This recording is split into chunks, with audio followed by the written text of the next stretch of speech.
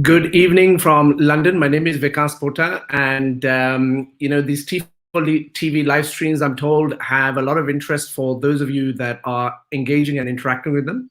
The idea is quite simply to have friends from around the world come and speak to us and educate us actually about all the various things that they're interested in, all connected to education.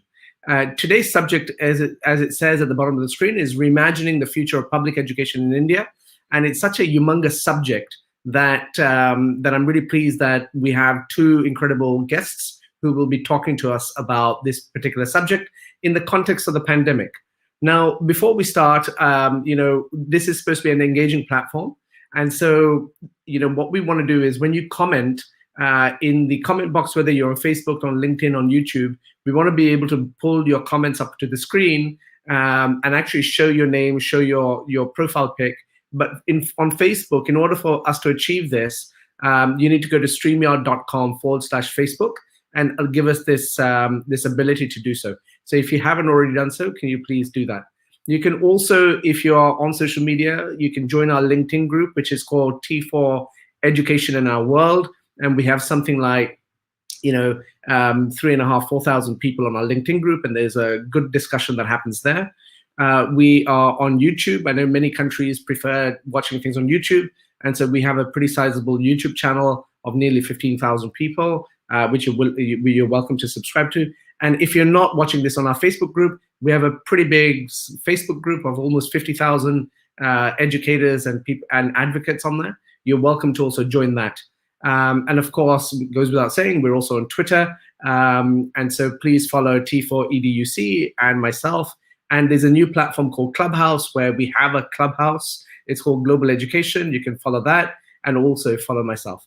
And lastly, I'm also on LinkedIn, so please do feel free to connect. Now, today's guests are from an organization called Teach for India, which you may be familiar with. It is part of the Teach for All network that actually tries to put out there, try to address the gap in teacher recruitment and also in terms of leadership by getting high caliber graduates and young people in particular to consider teaching as a profession. And so today I have with me Vignesh and Gayathri. Hi guys, how are you? Hello Vikas, so lovely to be here. Doing really well. Fantastic. And hi Gayathri, do you want to say hi? Hey Vikas, thank you for inviting us in the first place, and yeah, very excited and looking forward. Wonderful. So, the reputation of Teach for India is just quite phenomenal in what you have done. And what I really want to ask you about today is in the context of the pandemic, tell us about, your approach towards teaching and learning during this last year. I know that you've conducted some research recently and you want to present that. So Vignesh, I'm going to come to you first. Please tell us a little bit about that. So before I get there, because very briefly, we did actually three things, right? One of the things that we did was the children that we work with, we realized that are already going through a range of other challenges. So we started off with a lot of relief and grocery sort of support to ensure that our children have the basic needs in place. We then sort of built our own sort of blended learning model. The idea was, how do we use minimal resources and yet continue education?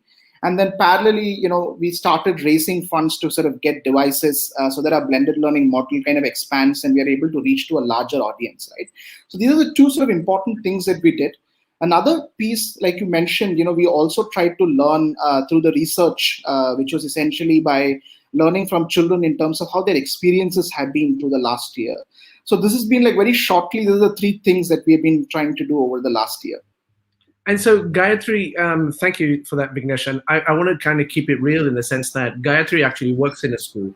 And so Gayathri, tell us about your school, tell us about what you teach, tell us about the age profile of the kids in your school, and tell us what it's been like over this last year actually trying to do your job.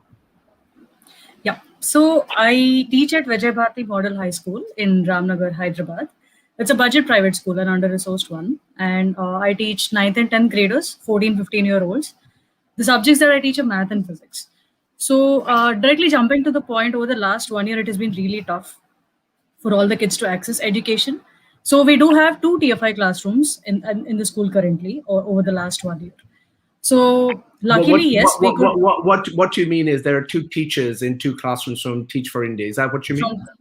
Yes, Great. that's exactly what I mean, right? So I could see that we could somehow deliver education to these two classes by fundraising for the kids, by getting devices and trying to get them a stable internet connection. And over the last year, we made some progress. But at the same time, I think I can also tell the other students have been struggling to get a similar kind of an education, right? So I think this similar to my school, there are many other budget private schools in Hyderabad. The kids do not have an access to technology or the devices or the internet, just like I mentioned. So it's been tough, and there's a lot to do in this sector. So yeah. And so, do you draw a differentiation between low-cost budget schools and government-owned schools, or are they one and the same thing in terms of the kind of students that arrive from the demographics?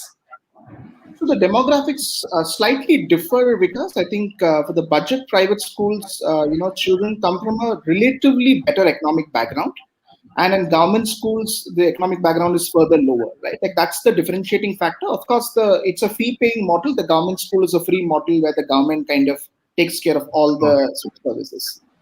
And so, when you talk about some of the challenges that you've had in teaching and in learning, there's a lot of conversation around blended and remote learning in particular that has taken place.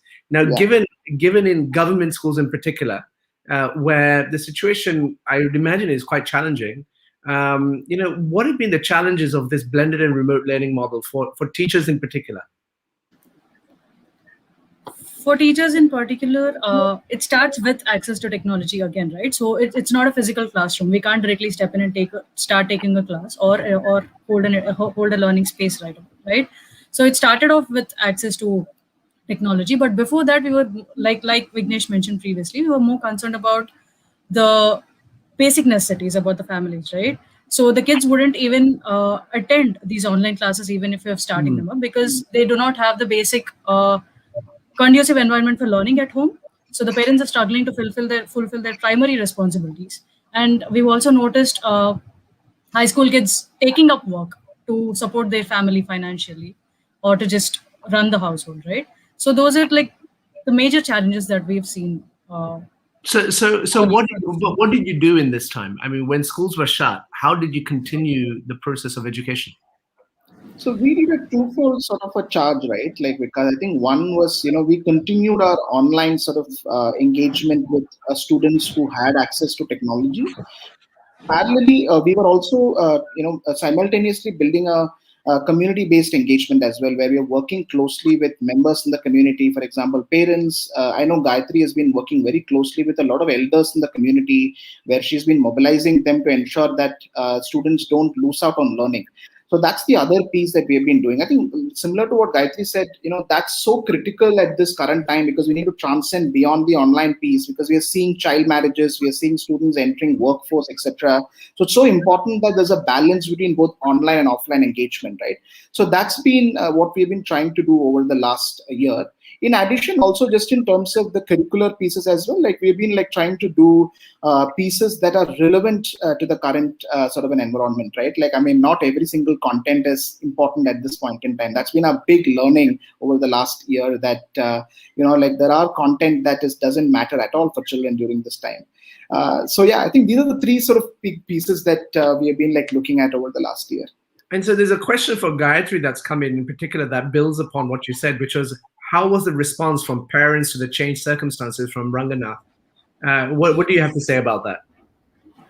I can say that there's a mixed response, right? So some parents, we could see that they were highly invested as soon as, like, when we reached out to them, they were trying to, like I said, create a conducive environment at home, trying to maintain accountability for their students, whether they've been attending the classes and all. But at the same time, there's a different side to this, where the parents are not at home. They're trying to go to work, and they do not know whether their students are actually able to access these spaces, right?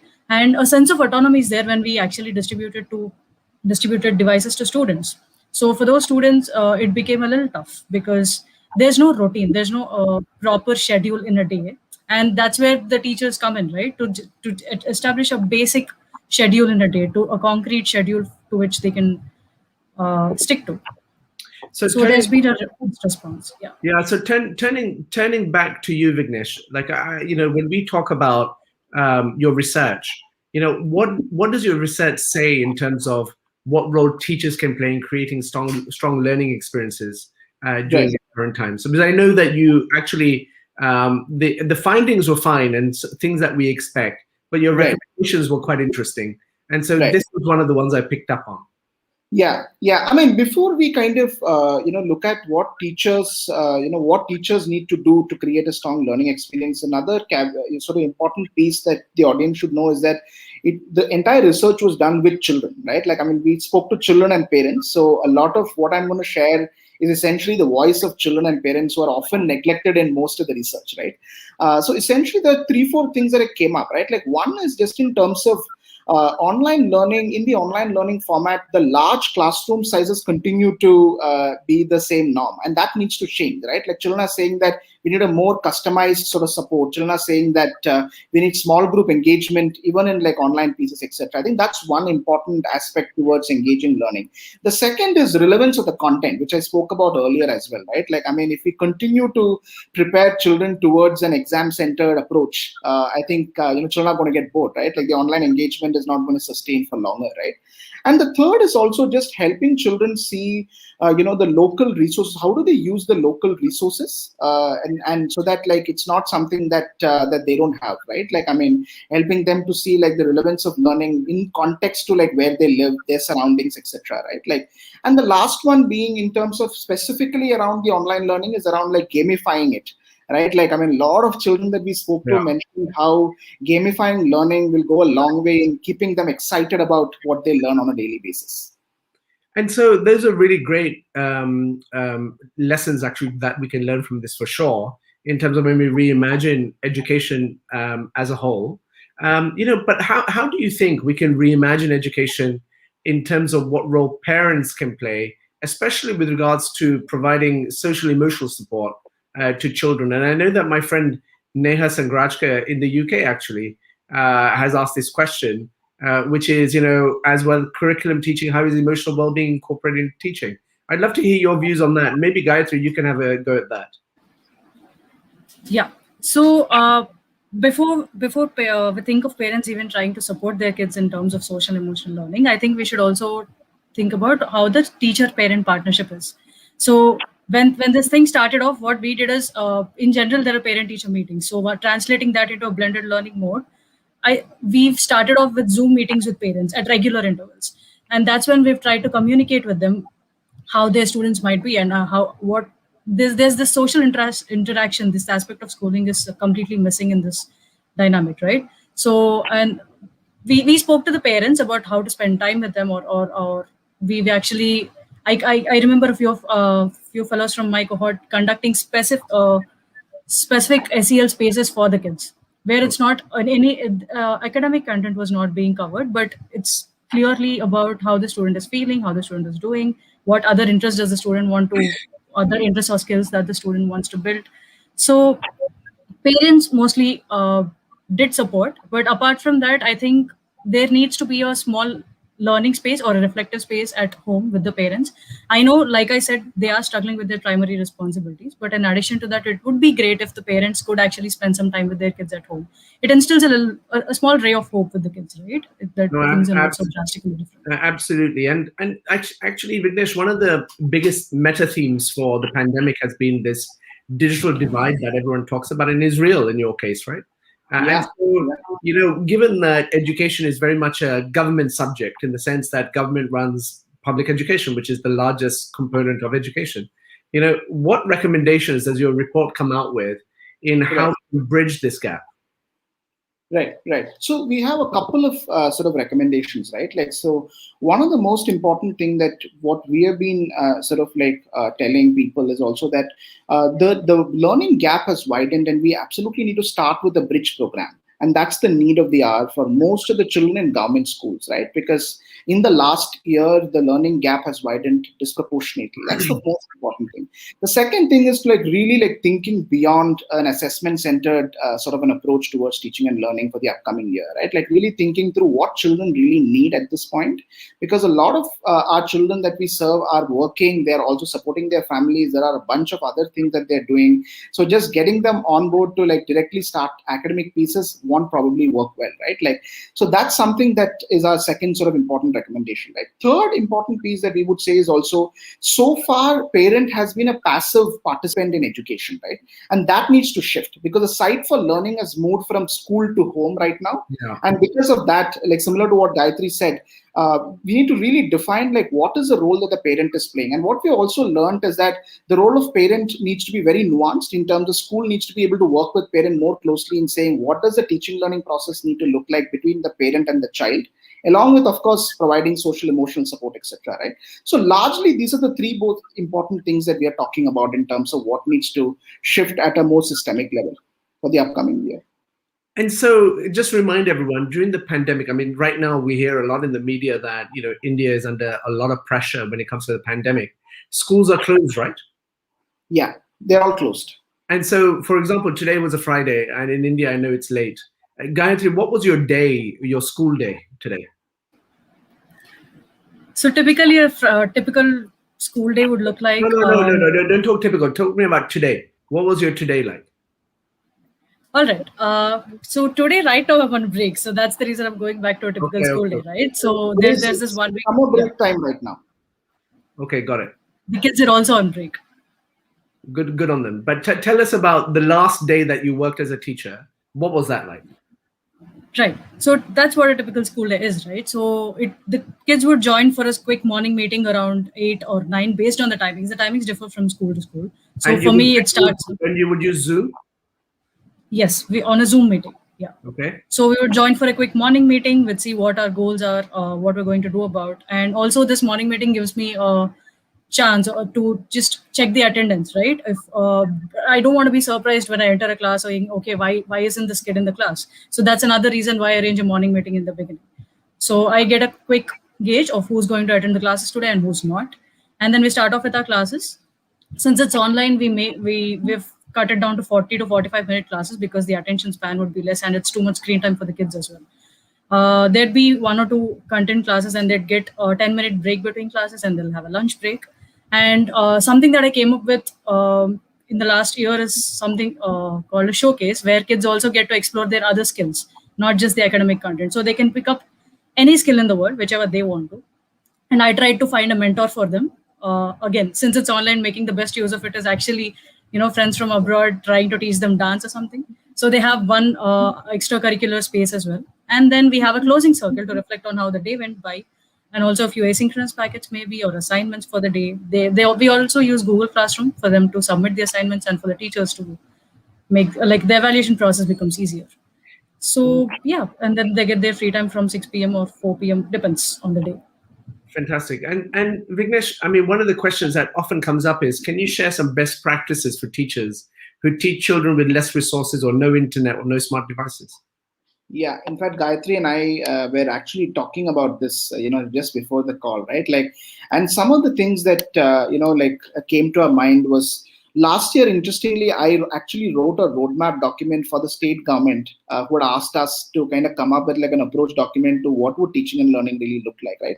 So one of the things that the state government did based on our recommendation was the TV-based sort of engagement, right? Because a large, families, the communities that we serve do have a television. So TV-based sort of an engagement, of course, it's not going to be like, an ideal scenario. So that's one that we would definitely want to sort of encourage for teachers who do not have. Similarly, the other piece is find community spaces. I think this is going to be extremely important.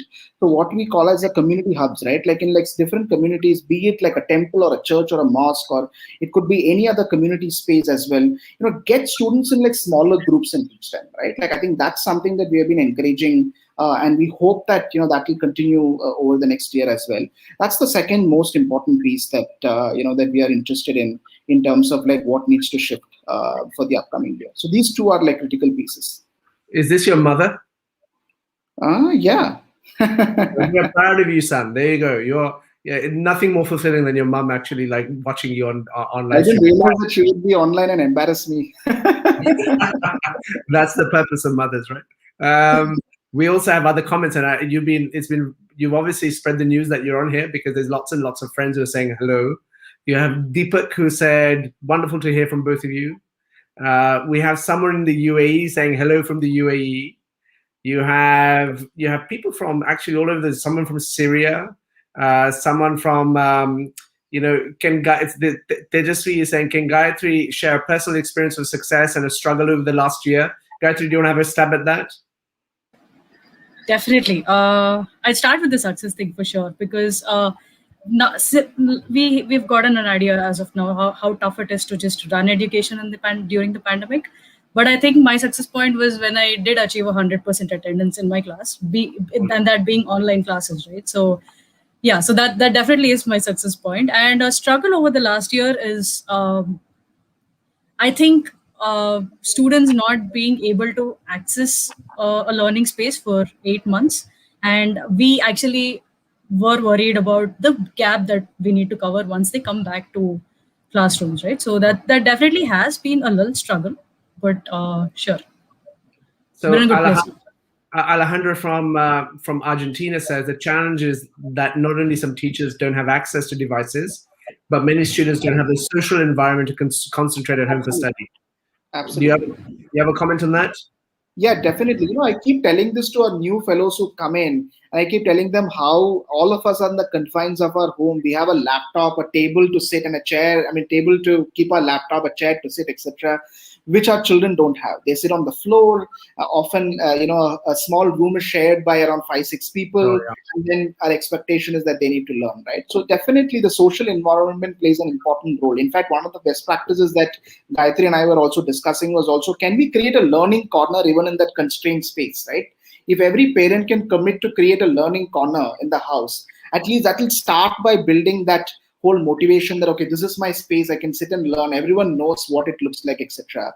So that's something that has been one of the things that we have been toiling about. Yeah. So one of my friends is a celebrated teacher called Andrea Zafiriku, who's recently published this book, Those Who Can, Comma, Teach, and she won the Global Teacher Prize, which I used to organize. And in this book, what it really